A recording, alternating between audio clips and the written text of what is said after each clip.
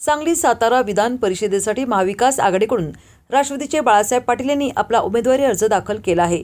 सांगलीमध्ये जिल्हाधिकारी कार्यालयात राष्ट्रवादी काँग्रेस आणि शिवसेना ठाकरे गटाच्या नेत्यांच्या उपस्थितीमध्ये बाळासाहेब पाटलांनी जोरदार शक्ती प्रदर्शन करत आपला उमेदवारी अर्ज दाखल करत पक्षाकडून दिलेली जबाबदारी नक्कीच पार पाडू आणि जयंत पाटलांच्या निष्ठेचं फळ असल्याची सांगत महाविकास आघाडी ही निवडणूक लढवेल अशी प्रतिक्रिया विधान परिषदेचे उमेदवार बाळासाहेब पाटील यांनी दिली आहे। निवडून येण्याची शक्यता आहे। पक्षाने जी आज उमेदवारी अर्ज भरायला परवानगी दिली त्या अर्ज भरलेला आहे। पक्षश्रेष्ठ आणि आमचे नेते जयंत पाटील ते जो निर्णय घेतील तो आपण उद्या आपल्या विरोधात आपल्याला असं कोण वाटते स्ट्रॉंग असेल असं काही शत्रू स्ट्रॉंग वाटत नाही।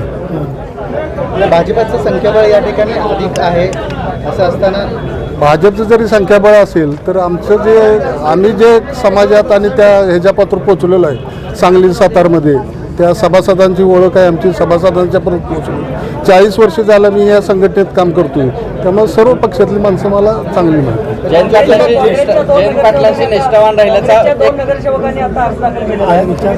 महाविकास आघाडीकडून आहे का कसं आहे? महाविकास आघाडी काँग्रेसचे 2 अर्ज दाखल झाले आहेत की काँग्रेसचे अध्यक्ष आहेत की आणि शिवसेनेचे पण अध्यक्ष आहेत।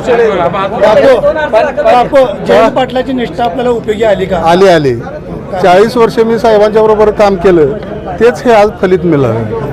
तुमच्यासोबत अजून एक अर्ज राष्ट्रवादीकडून भरला जाणार आहे, कोण आहे ते काय? हो ते जगताप म्हणून एक अजून एक अर्ज सातारा जिल्ह्यातला आपण भरतो।